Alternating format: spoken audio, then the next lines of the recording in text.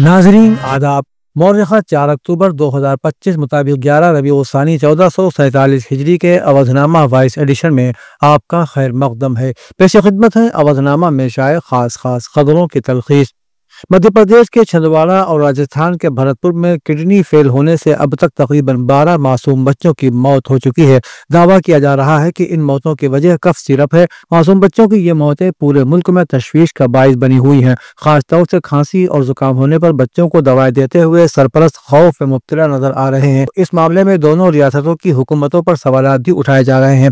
مدھیہ پردیش حکومت کا کہنا ہے کہ معاملے کی جانچ کی جا رہی ہے اور رپورٹ کا انتظار ہے، جبکہ راجستھان حکومت کا بیان چونکانے والا ہے۔ وزیر صحت کا کہنا ہے کہ اس سانحے میں حکومت کا کوئی کردار نہیں ہے اور صرف اس کے لیے مائیں ہی ذمہ دار ہیں۔ ماؤں نے اپنے بچوں کو جو دوا دی ہے وہ ہمارے سرکاری اسپتال کے نسخے پر نہ تو لکھی گئی ہے اور نہ ہی اسے لینے کے لیے کہا گیا تھا۔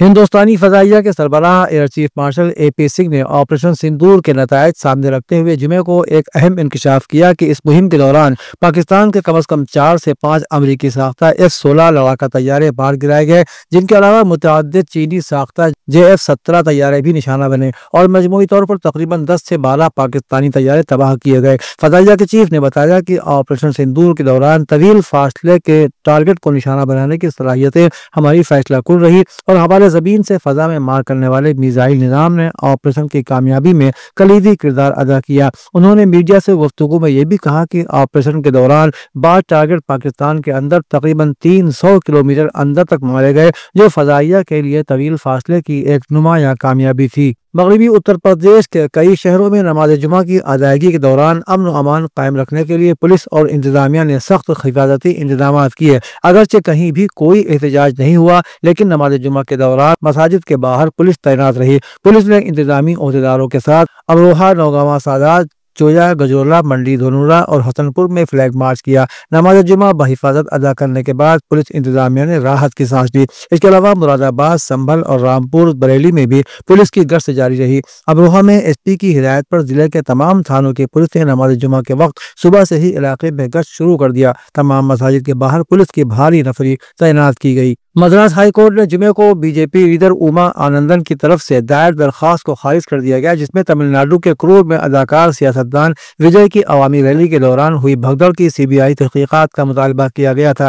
یاد رہے کہ 27 ستمبر کو وجے کی ریلی کے دوران بھگدڑ کی وجہ سے 41 لوگ مارے گئے تھے اور بہت سے دوسرے زخمی ہوئے تھے۔ اس واقعے نے تمل ناڈو اور پورے ملک کو ہلا کر رکھ دیا تھا۔ بی جے پی لیڈر اوما آنندن نے عدالت سے درخواست کی تھی کہ وہ اس واقعے کی CBI تحقیقات کا حکم دے، کیونکہ بہت سے سوالات کے جواب ابھی نہیں مل سکے ہیں۔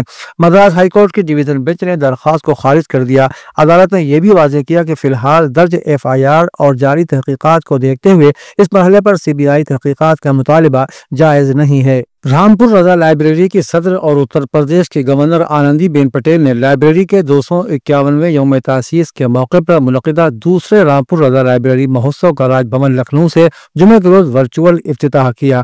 اس موقع پر گورنر نے کہا کہ رامپور رضا لائبریری میں محفوظ نایاب کتب، مخطوطات اور فن پارے صرف علم کا ذخیرہ نہیں بلکہ وہ ہماری تہذیبی شناخت ہیں۔ انہوں نے کہا کہ یہ وراثت محض یادداشت نہیں ہے بلکہ ایک تحریک ہے۔ یہ ہمیں یاد دلاتی ہیں کہ تمدن کی جڑوں سے وابستگی کے بغیر ترقی کا درخت کبھی پھل پھول نہیں سکتا۔ انہوں نے لائبریری کو تہذیب و ثقافت کا مندر قرار دیتے ہوئے کہا کہ یہ معاشرے کے بنیادی ستون ہیں جو تعلیم اور تخلیقیت کی آبیاری کرتے ہیں۔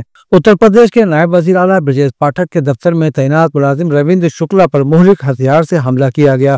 گومتی نگر ایکسٹینشن میں ان کی کار کو ٹکر مارنے کے بعد مبینہ طور پر شرابی ملزم اور اس کے بیٹوں نے رویندر شکلا کو لوہے کی سلاخ سے بے دردی سے پیٹا۔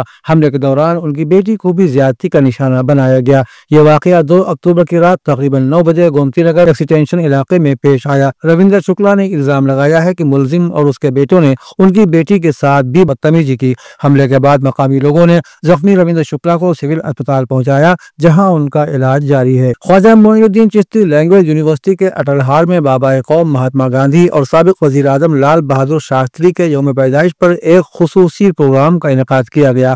پروگرام کا آغاز شعبہ تاریخ کے استاد ڈاکٹر لکشمن سنگھ کے ابتدائی کلمات سے ہوا۔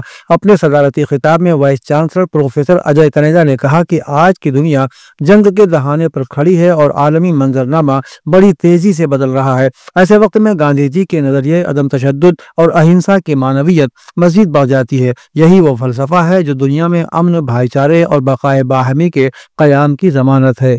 خلق خدا کی خدمت اور نفع رسانی خلق کی رضا کے حصول کے لیے ضروری ہے۔ آج کے اس ماحول میں ہمیں انسانی رشتوں کی بنیاد پر خدمت خلق کو اپنا مقصد حیات بنانا چاہیے۔ ایک انسان کی جان بچانا اسلامی نقطۂ نظر سے پوری انسانی برادری کی جان بچانے کے برابر ہے۔ اس لیے ہمارے لیے یہ ضروری ہوتا ہے کہ ہم عبادات کے ساتھ ساتھ خلق خدا کی خدمت کے لیے بھی اپنی مصروفیات سے وقت نکالیں اور حسب استطاعت اور بقدر امکان اپنی شخصیت میں نافعیت پیدا کریں۔ ان خیرات کا اظہار دارالعلوم فرنگی محل لکھنؤ کے ترجمان مولانا محمد سفیان نظامی نے سماجی تنظیم unity foundation and charitable trust کے زیر اہتمام منعقدہ فری میڈیکل کیمپ کے موقع پر بحیثیت مہمان خصوصی خطاب کرتے ہوئے کیا۔